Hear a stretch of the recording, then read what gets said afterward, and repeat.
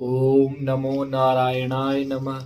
नमस्कार साथियों, आज का विषय है ब्रह्मचारी कैसे रहें। ब्रह्मचार्य जीवन हमारे लिए उतना ही आवश्यक है जितना आवश्यक हमारे लिए योग है, वैवाहिक जीवन है। उसी प्रकार हमारे लिए उतना ही इम्पोर्टेंट है ब्रह्मचार्य जीवन।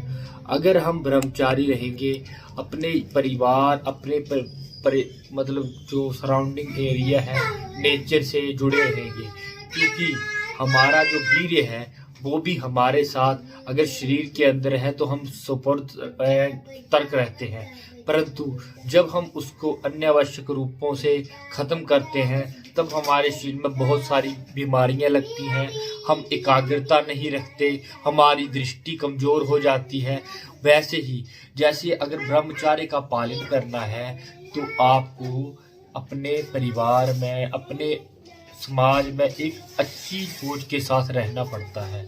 अगर अच्छी सोच के साथ रहेंगे, आपने कभी भी देखा होगा जो ब्रह्मचारी आदमी होता है वो 70 साल का भी बूढ़ा नहीं लगता, परंतु जो सामाजिक प्राणी है वो आपको 20 साल का भी बूढ़ा लगने लग पड़ेगा, क्योंकि हमारे वीर्य में इतनी शक्ति है। अगर हम उसे संजो के रखें, संगठित करके रखें, तो वो हमारे शरीर में बहुत सारी बीमारियों को होने से बचाता है।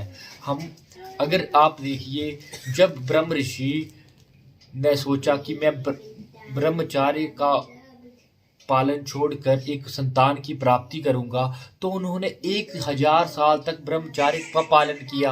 उसके बाद उन्होंने सोचा कि मैं अब ब्रह्मचार्य का पालन नहीं करूंगा। उसके बाद उन्होंने गरुड़ जैसे पुत्र की प्राप्ति हुई।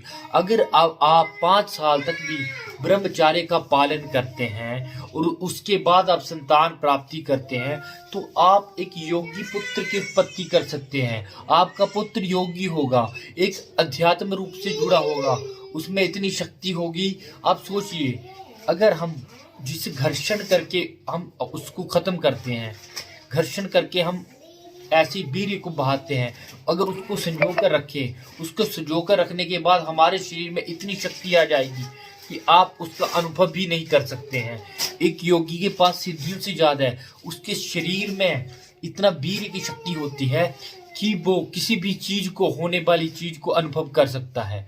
तभी साथियों, आप इस चीज को व्यर्थता मत गवाइए। आप संसारिक सुख में रहते हुए भी अध्यात्म सुख का अनुभव कर सकते हैं।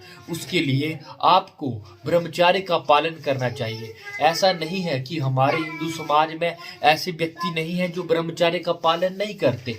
हमारे हिंदू समाज में बहुत से ऐसे व्यक्ति हैं जिन्होंने पति पत्नी होते हुए भी 35 वर्ष की उम्र में ब्रह्मचार्य का पालन किया है, और उसके बाद उनकी जब संतान प्राप्ति हुई तो वो इतनी योग्य निकली है कि उसका आप अनुभव भी नहीं कर सकते। आप चाहे हमारे देश के प्रधानमंत्री ही ले लीजिए, नरेंद्र मोदी जी, उनके माता पिता ने भी ब्रह्मचार्य का 5 साल तक पालन किया था, उसके बाद उनकी उत्पत्ति हुई थी। तो ऐसे योग्य बेटे को पाने के लिए आप भी ब्रह्मचार्य का पालन करें, ताकि आपके घर में भी सुंदर और सुशील संतान प्राप्त हो सके। इसी के साथ बहुत बहुत धन्यवाद मित्रों, आप मेरे चैनल के साथ जुड़े रहें और आप मेरे चैनल को लाइक और सब्सक्राइब करें। धन्यवाद साथियों।